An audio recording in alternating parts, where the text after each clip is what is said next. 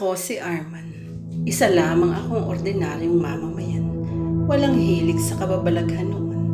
Hanggang sa isang araw ay nagbago ang lahat dahil sa isang kuweba sa isang liblib na baryo. Nangyari ito 10 taon na ang nakakalipas. Panahon ng tag-init noon at napagdesisyon na naming magkakaibigan na mag-akyat bundok. Mahilig kaming tumuklas ng bagong lugar, mga talon, gubat, at minsan ay yung mga iniwasan ng mga lokal. Ang pakiramdam ng pagtuklas ay parang addiction sa amin.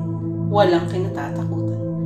Kahit ilang ulit nang may nawawala sa mga dinadayo naming lugar. Isang araw, isang kakilala ng isa sa amin ang nagbanggit tungkol sa isang lumang kuweba sa isang baryo sa Samara. Wala raw pumupunta doon. Ayon sa kwento ng matatanda, dati raw may mga asinderong Kastila na ginawang lihim na taguan ng yaman ng kuweba.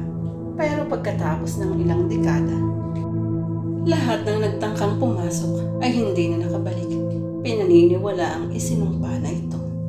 Sa halip na matakot, nainganyo kaming puntahan ito para mas naging exciting. 5 kaming nagplano. Ako, si Gerson, si Marco, si Kent at si Leo. Naka-backpack, may baon na flashlight, tali, food at pocket knife. Wala sa amin ang may iniisip na delikado ang lakad. Pagdating namin sa baryo, ramdam namin ang kakaibang katahimikan. Walang bata sa kalsada at ang mga matatanda ay tahimik na tumitingin lang sa amin habang dumaraan. May isang lola pa nga na nag-sign of the cross habang nilalagpasan namin siya. Ang pakiramdam ko noon ay hindi kaba, kundi parang tukso ng isang bagay na mas malaki sa amin. Parang hinahata kami. Nilakad namin ng 3 kilometro papuntang gubat. Makapal ang mga puno at ang hangin ay may kakaibang amoy. Parang halo ng bulok na dahon at basang alkitran. Sa pinakaloob ng gubat, naroon ang kuweba. Mababa ang pasukan at kailangan gumapang pauna para makapasok. Mula sa labas, hindi mo iisiping malawak sa loob. Pero nang makapasok kami, napansin naming bumubuka ito pa ibaba, parang malalim na bituka ng bundok. Nagpatuloy kami sa loob gamit ang flashlight. Ang unang 30 minuto ay walang kakaiba. May mga paniki, madulas ang lupa, at may mga parnitang kailangan naming magtulungan para makababa. Pero nang lumagpas kami sa isang bahagi ng kuweba na may puting mga kristal sa dingding, nagsimula nang mag-iba ang pakiramdam. Ang hangin ay naging mas mabigat. Ang mga ilaw namin ay parang humihina. Ang mga eko ng yabag namin ay nag-iiba ng tunog. Minsan parang may sumusunod, minsan parang may humahabol. Pero wala kaming nakikitang kahit sino. Minsan tumigil kami para uminom. Doon nagsimula ang tunay na bangungot. Nang i-check ni Marco ang kanyang relo, napansin niyang hindi na gumagalaw ang orasan. Nang tingnan namin ang oras sa phone, sabay-sabay itong nag-off. Wala na ring signal. Nang subukan naming bumalik, hindi na namin makita ang daan pabalik. Ang mga marka ng tsock na iniwan namin sa dingding ay parang nilinis. Ang mga tali, wala na. Para kaming kinulong. Paulit-ulit kaming naglakad, pero lagi kaming bumabalik sa parehong bahagi. Isang chamber sa loob ng kuweba na may bilog na butas sa gitna ng lupa. Tila ba isang malalim na balon na hindi kita ang ilalim. May mabahong amoy na nanggagaling doon. Isang amoy na hindi ko makakalimutan. Parang dumi ng tao na hinaluan ng nabubulok na laman. Nang lumapit si Lea sa gilid ng butas para silipin ito, bigla siyang nadulas at nahulog. Ang sigaw niya ay bumaon sa mga tenga ko. Hindi namin alam kung gaano kalalim iyon, pero hindi na siya lumutang pabalik. Umalingaw-ngaw ang sigaw niya sa loob ng kuweba, pero wala kaming magawa. Nagtangkang sumilip si Ken sa gilid, pero bigla siyang umatras. Nanginginig. Nakatitig lang siya sa amin habang nakaluhod. Hindi niya kami sinagot nang tanongin namin kung anong nakita niya. Pero ilang segundo lang ay sumigaw siya. Sabay tinakpan ang kanyang mga mata, tapos ay bigla siyang umatras at sinaktan ang sarili. Pinalo ang ulo niya sa bato hanggang sa mawala ng malay. Habang tinutulungan namin si Kent, naramdaman namin umiinit ang paligid. Mula sa butas ay may lumalabas na usok na kulay pula. Sa usok na iyon ay may mga anyo na unti-unting lumilitaw. Mga mukha na namimilipit sa sakit. May mga hukay sa mata. May mga bibig na nakanganga pero walang tunog. Parang mga kaluluwang nasusunog. At sa bawat sandali ay mas lalong umiinit ang chamber. Nagsimula kaming makarinig ng mga tunog.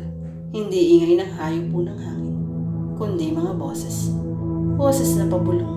Nagpasabi sa mga bagay na hindi ko maintindihan. Minsan pamilyar, minsan parang tinatawag ang pangalan namin. Minsan boses na aming mga mahal sa buhay. Pero alam kong hindi totoo. May kung anong pwersa sa kuweba ang naglalaro sa isip namin. Tumakbo kami palis sa chamber. Parang may humahabol.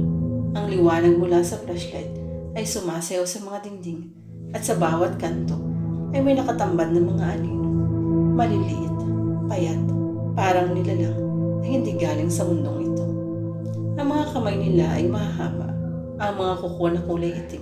Hindi sila umaatake pero sinusundan kami habang tumatakbo.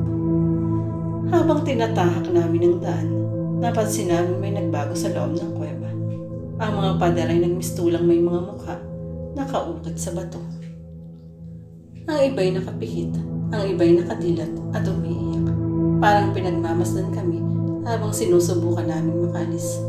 Si Gerson ang sumuko. Umupo siya sa isang sulok. Takot na takot at umiiyak. Hindi na namin siya mapakilos. Nang iwan namin siya saglit para hanapin ang tamang daan. Pagbalik namin ay wala na siya. Sa halip may naiwan lang na sapatos niya at dugo sa lupa. Wala kahit anong bakas ng katawan. Hindi na namin alam kung gaano katagal kami sa loob. Para bang nawala ng saysayang oras. Gutom na kami.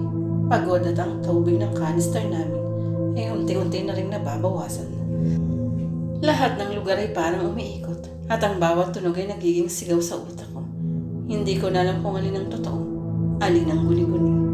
Nakita namin ang daan palabas nang sinundan namin ang liwanag mula sa malayo. Isang malabong puting liwanag sa dulo ng isang makipot na lagusan. Tumakbo kami papunta roon.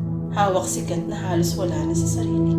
Ang paligid ay unti-unting lumiwanag habang lumalapit kami. Nang marating namin ang labasan, natagpuan namin gabi na pala sa labas. Bumalik ang signal ng cellphone at doon ko nalaman ang mas nakakagimbal na bahagi ng lahat. 2 linggo na pala ang lumipas mula nang pumasok kami. 2 linggo kaming nawawala. Ang mga pamilya namin ang luksana at may mas na para sa mga nawawala. Ako at si Marco lang ang nakalabas. Si Leo, si Kent at si Gerson ay naiwan sa loob ng kuweba at hanggang ngayon ay hindi pa rin natatagpuan. Nang balikan ng mga pulis at rescuers ang kuweba, base sa direksyon na ibinigay namin, wala silang nahanap. Ayon sa mga residente, ilang ulit na raw sinubukang pasukin ng mga rescuer ang kuwebang iyon noon pa man. Pero hindi nila mahanap ang mismong pasukan. Parang nawawala ito. Parang may sariling isip ang kuweba. Lumilitaw lang sa mga taong napipili nito. Lumipas ang mga taon, pero binabagagabag pa rin ako ng mga panaginip. Palaging bumabalik ang sena yun. Ang sigaw ni Leo habang nahuhulog. Ang mga mukha sa pader. At ang